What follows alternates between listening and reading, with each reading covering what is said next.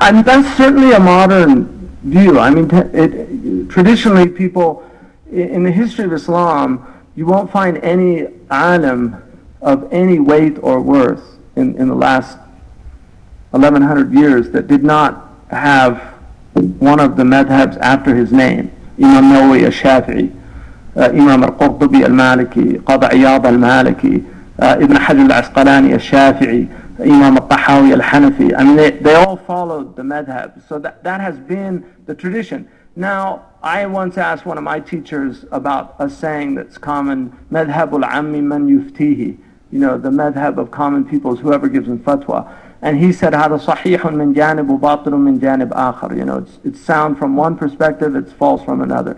It's sound in that if you really don't know anything, then if you go to an authority, you just take what they give you. It doesn't matter what it is. But he said it's not sound in that you should learn your deen.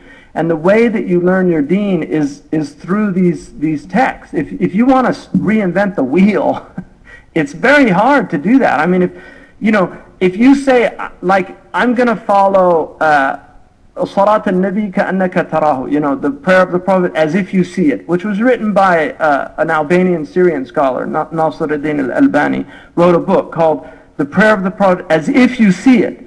Now the idea there is somehow that Imam Malik's prayer was not the prayer of the Prophet, or Imam Hanafi's prayer was not the prayer, but Imam Malik, one of his primary teachers was Nafi', who was the freed slave of Ibn Umar. And Ibn Umar, of all of the Sahaba, is noted to follow the Sunnah more than any other Sahabi. So if Malik's primary teacher took directly from Ibn Umar, who saw the Prophet pray, didn't Malik know how the Prophet prayed? I mean, so if you're going to follow Nasiruddin al-Albani, what you have to understand is you're following his tarjihat.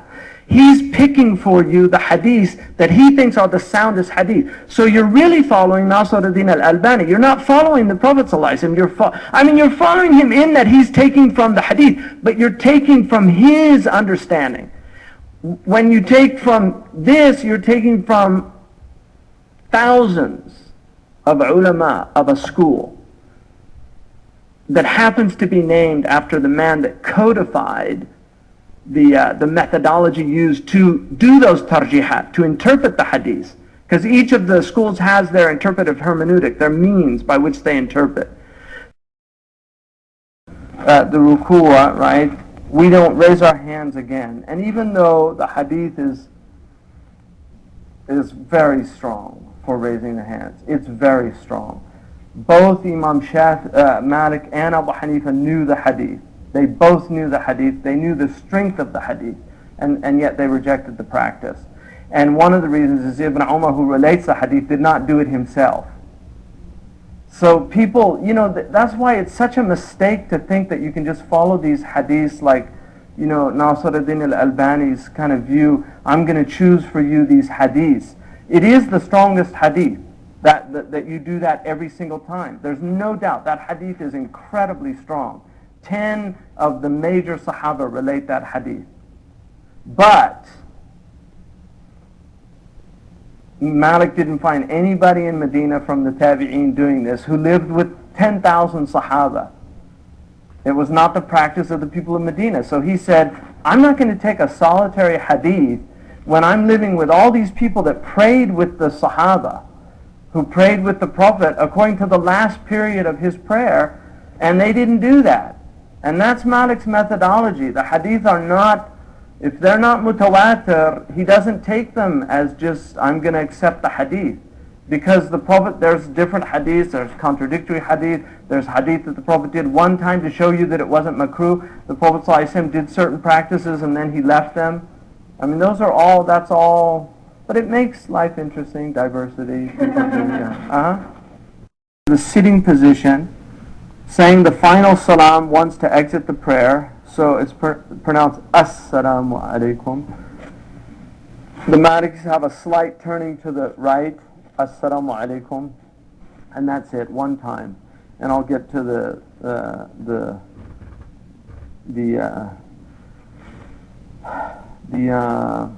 again, this is the the practice of the people of Medina. In Imam Tirmidhi's collection, there's a hadith that Aisha said, if the Prophet left the prayer, he did it with one salam. And Aisha related that hadith. The hadith is not as strong as the hadith that says that he did it with two. In the Sharh of Qadi Abu Bakr ibn al-Arabi, he mentions a sound narration from Zuhri, who's one of the biggest ulama in Medina from the Tabi'een, who studied with countless Sahaba and took hadith from the greatest Sahaba. So Imam Zuhri, who's the teacher of Imam Malik, saw a man once pray in the masjid of the Prophet, and he said, Salaam alaikum twice. He went up to him and he said, where did you get that second salam from? Which shows you they weren't doing it in Medina, right? I mean, the proofs for Malik's prayer are very strong. So he said, where did you get that prayer from? And he said, I got it from so-and-so, from so-and-so from Ibn Mas'ud. He said, I've never heard that.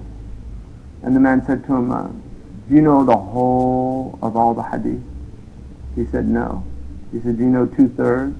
He said, no. He said, do you know half? He said, yes. And so the man said, put it in the half you don't know. So Imam Zuhri laughed, you know.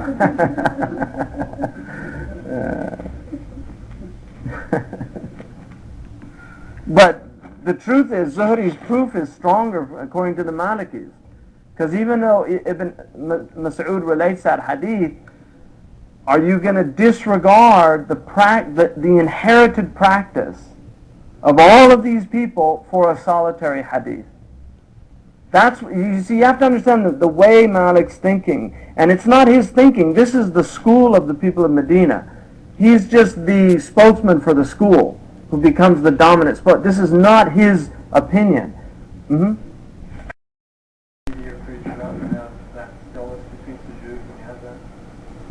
Yeah, I mean, it's just this makruh, so placing feet together while standing, so the feet should be at shoulder, in line with your shoulders. And then this thing that thank God, when I first became Muslim it was all over, but it's definitely died down somewhat, this thing of, of putting people's, that's a hadith. It's in Sahih al-Bukhari, and the man that relates it was 8 years old. He was back with the kids, and the Prophet would say to come together, and he said they used to put he was 8 years old. Read the Ibn Hajar's, oh God. It's like people reading hadith and not knowing what this stuff means. Again, it's like 1400 years and everybody was wrong, and suddenly the illuminated Muslims come to explain to us, Ya akhi, don't you know you're supposed to put your, it's insane. It's like a madness. You can't, no, they drive you crazy, those people. You feel like punching them. Because they're more concerned about their feet than they are about their hearts. Look, and this is another proof for sadal that I'll show you. Because we know that they prayed shoulder to shoulder, right? Hadw al-mankib wal-mankib. That is a sunnah. Now look, if you put that together with another person, it's ridiculous, first of all. It's just not a sunnah. There's nothing in any of the books that say it. It's a modern bid'ah from somebody misreading a hadith from Nu'man. You see, he was a little boy. He was 8 years old when he recited, and the boys were in the very back, and the Prophet said, hadwa al-mankib bil-mankib, qadam bil-qadam. In other words, line up. So they were probably back there thinking, oh, let's line, and that's how they understood it. They were little kids. So, but if you look now let's both go into qabl. See what it does? It spreads you apart. So the shoulders aren't, so when you're like that, if I'm like this, it's hard for you to do it. It's hard to do it, yeah. So when you're like that, the shoulders they're together, literally. But when you do that, it puts you apart. So that's another one of my proofs.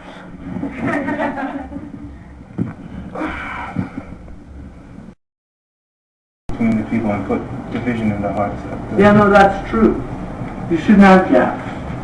That's why people should be up like there. So it's the shoulders, not the feet. It's not the feet. Okay. Yeah. No, that's something. You know, even Ibn Hajar mentions a riwayah for one that if anybody tried that today, people would get angry, and that was centuries ago. But that hadith which Nu'man ibn Bishr, you know, Bishr ibn Nu'man, Bashir, Nu'man ibn Bashir, he was a young boy who relates that hadith, and he said, we used to do this.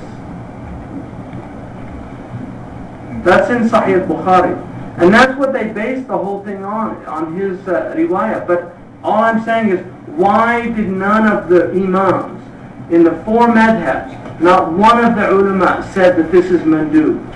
Show me in any madhab. Did you learn Hanafi madhab? Yeah. No, that's not. There's nothing. So why did they get that wrong if it's so important? Why did the four imams all miss that one? Why is it in the mandubat to put your feet together? Doesn't that make sense to you? I mean, it would say, this is something somebody 20 years ago read that hadith in Al-Bukhari and said, oh, people haven't been doing that for 1400 years. We need to revive the sunnah. In Bukhari also it says that Sahaba would place their shoes by the side of their feet, so that's a proof against having... Yeah, that's a good point too.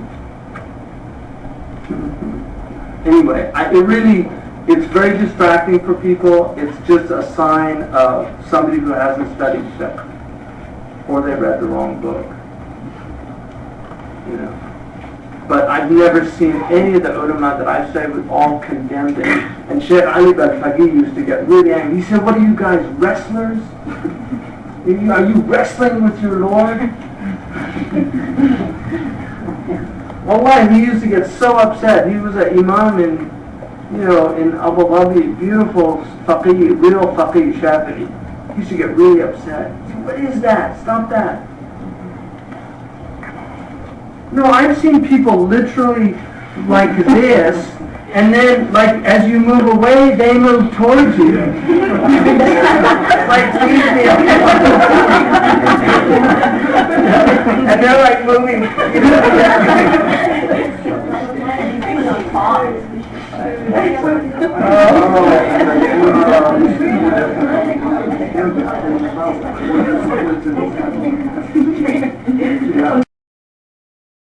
But again, for me, Imam Malik's madhab, and this is what, if you just understand this one piece, I think it really helps. Malik is not reading these hadiths trying to work out what they mean. Like, don't go down like a camel. He was living, he had 600 teachers from the tabi'een, ulama, not common people. 600 of the tabi'een who studied with Sahaba. So he's looking at how they're praying. They saw the Sahaba praying, they saw the Prophet ﷺ pray. So it's not like Nasiruddin al-Albani is reading hadiths and trying to work out what they mean. The Prophet didn't say, pray like you read in my hadiths. He said, Sallu kama ra'aytumuni usalli. Pray like you see me pray. So the prayer is taken by talaqqi. It's not taken orally, it's taken visually. You learn from people who learn from people who learn from people, and that's this tradition. It's talaqqi. It's transmission. It's not trying to work it out from the books for yourself. You'll go nuts. Really, you'll go crazy.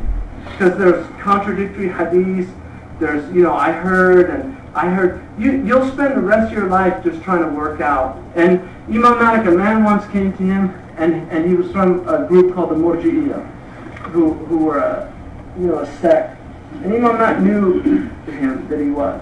And he said, Ya Aba Abdullah, let's have a debate. And Imam Malik said, why? He said, so we can search for the truth. And Imam Malik said, and if you win, he said, then you follow me. And he said, and if I win, he said, then I follow you. And he said, what if a third comes and then he debates us and he beats us? And he said, then we follow him. He said, you're going to be on a new religion every day of your life. And he just left. Because always there's going to be somebody who can argue better than you. And that's why if you're going to follow, I said yesterday, don't follow any one man. When you're here in this class, you're not following me. This isn't stuff I made up. I didn't write a book, How to Pray Just Like the Prophet Prayed, by Hamza Yusuf, based on me looking through all the hadiths. I don't care how brilliant of a scholar somebody is. There's no way one man's going to get it right. This is an effort of thousands of the greatest scholars in Islamic history looking with a methodology. They have Malik's methodology, but Malik's methodology is not his methodology. It's the methodology of the ulama he studied from. It's a group of people. So, but they've looked at each generation went, they said, I don't agree. And that's why you get all these differences of opinion. That's true. But then there's a normative practice, which is what the majority of scholars agreed on. And like the Sadr. Yes, there are Malikis that say Qadha. Qadi Abu Bakr ibn al-Arabi, he's a strong Maliki. Qadi Iyad, he's a strong Maliki. There are ulama from the Maliki that said Qadha. But the majority of them, the overwhelming majority, said Sadr. And that's what's in the books of the madhab. That the mashhur of the madhab is leaving your hands at your side. So if you do that, there's no problem. La bas. It's fine. If you feel more comfortable about that, that's fine. If you want to follow the hadith is there. But there are other hadiths, like I said, that if you read the literature, it's not as clear-cut as it appears. True. Because they're trying to work out. That's why, to me, I just like the action. Is that the hadith, the beauty of Malik's madhab, to me, is the hadith is secondary to the amal. Imam Malik saying, I know there's a lot of hadiths out, and he knew them. So his methodology, the amal and everything that comes before, it comes before the hadith. It's the amal to him of the ulama, not of the common people. He said it's mutawatir. So the only other hadith that will be equivalent is the mutawatir. And if there's a conflict between them, which there's not in his madhab, but if there was, he's still going to go with the amal, if it's mutawatir amongst the people of Medina. And that's why I mentioned Abu Hanifa, the hadith of raising the hands throughout the prayer is absolutely 100% sahih. It's one of the strongest hadiths in the collections of hadith. And it's the madhab of Imam Shafi'i. That's what he does. Abu Hanifa knew the hadith and Malik knew the hadith. Neither of them used the hadith. Because Abu Hanifa said he had in his opinion, a stronger riwayah of Ibn Mas'ud, and he said that if you put Ibn Umar and Ibn Mas'ud together, you can't, one is not less than the other in their fiqh. And then Imam Malik said, Ibn Umar relates the hadith, but he didn't practice it himself. And Imam Malik would know that because Nafi' was his teacher who was the Mawla of Ibn Umar. Nafi' was his primary teacher, and Nafi' studied with Ibn Umar. So if Ibn Umar relates the hadith and yet he didn't practice it, Imam Malik said it's clear that he's relating a hadith from amana, but the hadith is not practiced. And that's why Ibn Wahb said, and if you understand this, you'll understand a lot. Ibn Wahb said, and he's one of the great muhaddithun in the history of Islam, he said, I memorized so many hadiths I became confused because there were so many contradictions. And then he said, and thank God for Layth and Malik, because they cleared it up for him. Because he went and Layth and Malik would say, take that, don't take that, take that, don't take. And that it's not that they weren't sahih, it was that there was no action. Because there's different, so you have to think of this in terms of, if everything was clear, like if everything in Islam was just spelled out, what would happen? we wouldn't be having this class. There wouldn't be any debates. There wouldn't be any re-examining these texts, the ijtihad. This forces us to look at all this stuff and think and work these things out, because but what Allah is asking us to do it with is adab. Ikhtidal. Just to have adab. Not to get angry at people. Not to, to tolerate.